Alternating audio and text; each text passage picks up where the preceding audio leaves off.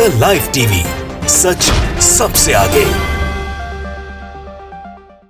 भाजपा के प्रवक्ताओं के पास ज्ञान की कमी होते हुए भी जब वो डिबेट में इतना बचते हैं ना, तो अचंभा होता है, हैरानी होती है, आंख फटी की फटी रह जाती है। इसलिए इन्हें विपक्ष के नेता भरी डिबेट में जलील करके चले जाते हैं, बता देते हैं कि भाई तुम गलती से इस डिबेट में आ गए हो, रास्ता भूल गए हो, शायद पहले जानकारी जुटा लो फिर ज्ञान देना। नमस्कार दोस्तों, मेरा नाम है जयंती झा और आप देख रहे हैं द लाइव टीवी। दोस्तों, जिस डिबेट का नजारा हम आपको आज दिखाने वाले हैं ना, अभी जो दिखाने जा रहे हैं, वो गोदी मीडिया के चैनल की डिबेट नहीं है, इसलिए बड़े दिलचस्प तरीके से इसको देखिएगा। इस चैनल पर बीजेपी का प्रवक्ता चिल्ला भी नहीं पाया।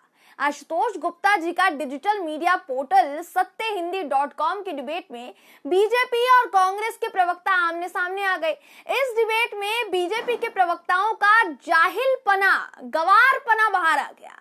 बीजेपी के प्रवक्ता अश्विनी शाही को ये तक नहीं पता था दोस्तों कि देश के पहले शिक्षा मंत्री कौन थे, क्योंकि अगर ये पता होता तो ये महाशय ये तो नहीं बोलते कि देश का पहला शिक्षा मंत्री अनपढ़ था।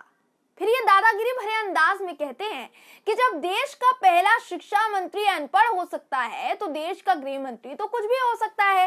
क्यों आप लोग बीजेपी के मंत्रियों पर इस तरीके से कीचड़ उछालते हैं?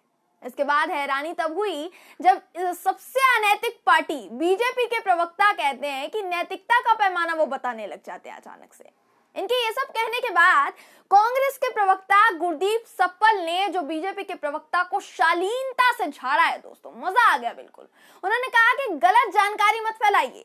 अनपढ़ता की बात करेंगे तो मोदी कैबिनेट में 8वीं पास को शिक्षा मंत्री बनाया गया था, स्मृति ईरानी की वो बात कर रहे थे। और आगे बताऊंगा तो क्या गुजरात कैबिनेट में तो 28 मंत्री बने हैं जो सब अनपढ़ हैं। आप देखेंगे दोस्तों तो हैरान रह जाएंगे कि किस तरह से बिना ज्ञान के बीजेपी के प्रवक्ता झूठ परोसते हैं, जिसके बाद इनको जलील किया जाता है भरी डिबेट में। और हर डिबेट का यही हाल है। आपको आगे की खबर भी दिखाएंगे, लेकिन उससे पहले आप ये वीडियो जो है देश का गृह मंत्री आरोपी है। क्या यह इस देश में पहली घटना है? जब देश का पहला शिक्षा मंत्री ही अनपढ़ हो सकता है तो देश का गृह मंत्री कुछ भी हो सकता है। नैतिकता का पैमाना, मैं नैतिकता का पैमाना बताता हूं। आज क्यों आप भारतीय जनता पार्टी से ही नैतिकता की बात कर रहे हैं? मैंने अभी इसके पहले कहा कि जो लाठियों से मारे गए, जिसकी लिंचिंग हुई, वहां नैतिकता नहीं है। वहां की उसकी गिरफ्तारी की बात आप लोग मांग नहीं कर सकते हैं, वो भी गिरफ्तार हो। नैतिकता का पाठ आज सारे विरोधी दल हमको समझा रहे हैं, ये नहीं होना चाहिए।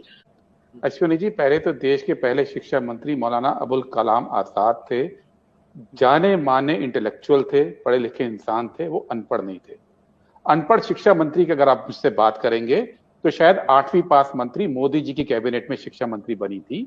और अगर आप अनपढ़ मंत्रियों की बात करेंगे तो अभी जो 24 मंत्री आपने गुजरात में बनाए हैं ना, उसमें 10 मंत्री 10वीं पास हैं और 4 मंत्री सिर्फ 12वीं पास हैं। तो अनपढ़ लोगों को मंत्री आपकी पार्टी ने बनाती रही है। इसको आप व्हाट्सएप पे जो आता है उसको कृपया करके पब्लिक प्लेटफॉर्म पे मत पेश कीजिए। तो इस तरह से कांग्रेस के प्रवक्ता ने कह दिया कि भाई व्हाट्सएप फॉरवर्ड्स पर कम ध्यान दीजिए और जानकारी ज्यादा जुटाइए। लेकिन ये तो उन्होंने सबसे पहले बीजेपी के प्रवक्ता को अनपढ़ता का पाठ पढ़ाया दोस्तों। इसके बाद अश्विनी शाही ने नैतिकता के पैमाने पर जो ज्ञान झाड़ा था उस पर भी उनको ठीक कर दिया कांग्रेस के प्रवक्ता ने। आपको ये वीडियो भी दिखा देते हैं, उसके बाद आगे की बात करेंगे, देखिए। इस देश में बहुत गलत काम हुए, कोई नहीं कहता कि किसी पार्टी ने कोई बहुत दूध की धुली और हर काम ठीक किया, लेकिन अनैतिकता का महिमा मंडन जिस तरह से आप कर रहे हैं और नैतिकता के खिलाफ जिस तरह से आप स्टैंड ले रहे हैं कि नैतिकता के खिलाफ नजर आ रहे हैं, ये शर्म जो है ये बीजेपी ने उतार फेंकी है। ये इस देश में चिंता की बात है और ये केवल आज के केस में नहीं हुआ है। मैंने पहले ही कहा दोस्तों कि जब अनैतिक पार्टी नैतिकता का पाठ पढ़ाने लग जाए तो उस पार्टी के प्रवक्ता को अपने सो कॉल्ड ज्ञान पर चुप्पी ही तो साधनी पड़ जाती है, क्योंकि ये फ्लो में कुछ भी बोल जाते हैं, कुछ भी निकलता है इनके मुंह से। समझ नहीं आता कि बोल क्या रहे हैं, सही बोल रहे हैं, गलत बोल रहे हैं, क्या बोल गए हैं, कुछ समझ नहीं आता। बस सरकार में बैठी पार्टी के प्रवक्ता होने का रुतबा दिखाना है तो जो भी जुबान से निकले बोल दो। क्योंकि ऊपर तो आका बैठे हुए हैं। यही वजह है कि विपक्ष के नेता इन्हें अपने जवाब के जरिए एक के बाद एक झन्नाटेदार थप्पड़ मारते हैं दोस्तों, जिसके बाद इनके कान के पर्दे फट जाते हैं। कांग्रेस के प्रवक्ता गुरदीप जी यहां नहीं रुके, बीजेपी के प्रवक्ता से उन्होंने बात की, उस पर भी विश्व के अपार ज्ञान की वर्षा बीजेपी के प्रवक्ता ने कर दी। इस पर भी कांग्रेस के प्रवक्ता ने अच्छे से अश्विनी जी को करारा जवाब दिया। आपको ये वीडियो भी दिखाते हैं, देखिए। आप बात करें लिंचिंग की, इस देश में हर व्यक्ति कानून के सामने बराबर है।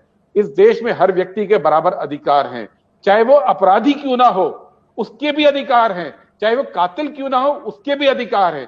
सवाल यह है कि संविधान के अंदर उन अधिकारों की रक्षा करना सरकार की जिम्मेदारी है। सरकार एक पक्ष में खड़े होकर दूसरे पक्ष के खिलाफ नहीं जा सकती है। सरकार पक्ष चुन रही है। 8 लोगों में बंटवारा आपने किया है, बाकी किसी पार्टी ने नहीं किया है। बंटवारे की बात आपकी पार्टी कर रही है कि जो मरे हैं उसमें 4 एक तरफ, 3 एक तरफ, एक पत्रकार एक तरफ। ये बीजेपी की भाषा है, ये किसी और पार्टी की भाषा नहीं है। तो इस तरह से घोर बेइज्जती हुई है बीजेपी के प्रवक्ता जी की।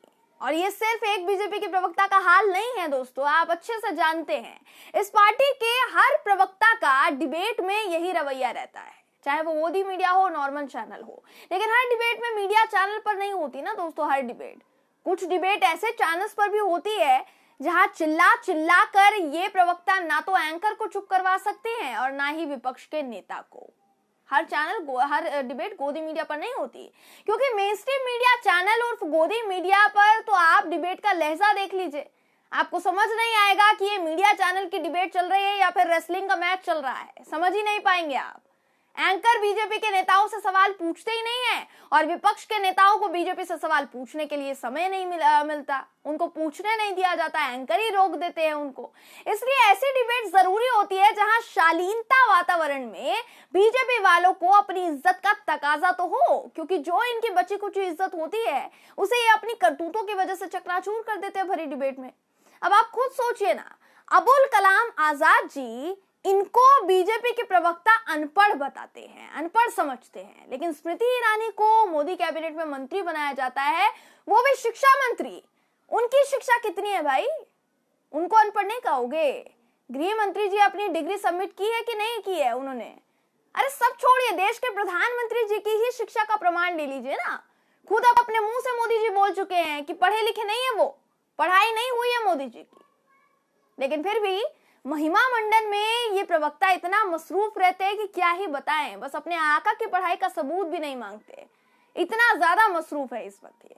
पर एक बार आपको मोदी जी की जुबान से उनकी शिक्षा का प्रमाण दिखाना तो बनता है। आपको ये वीडियो भी दिखाते हैं, मोदी जी खुद बोल रहे हैं कि वो पढ़े लिखे नहीं है, देखिए वीडियो। चला गया था एट द एज ऑफ 17। मेरी कोई पढ़ाई वढ़ाई नहीं हुई दोस्तों, आपको शायद आश्चर्य होगा जान करके।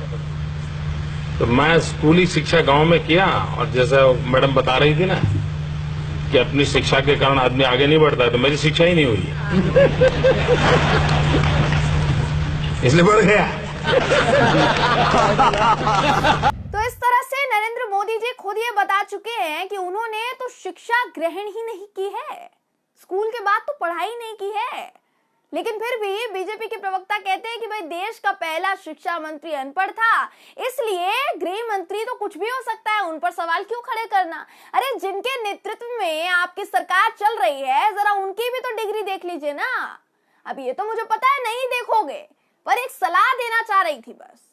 खैर, इसलिए कहा जाता है कि दूसरों पर सवाल उठाने वाले नेताओं को पहले अपने गिरबान में झांक लेना चाहिए। नहीं देखोगे तो फिर दूसरी पार्टी के प्रवक्ता इसी तरह से तुमको भरे पैनल में झाड़ कर चले जाएंगे और आप सब निहारते रह जाओगे टुकुर टुकुर, जो हर डिबेट में करते हैं आप लोग।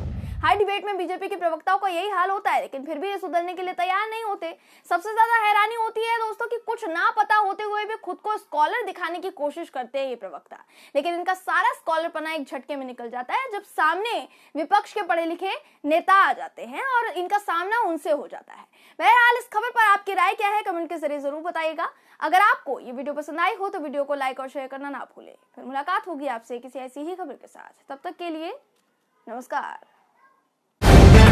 द लाइव टीवी, सच सबसे आगे।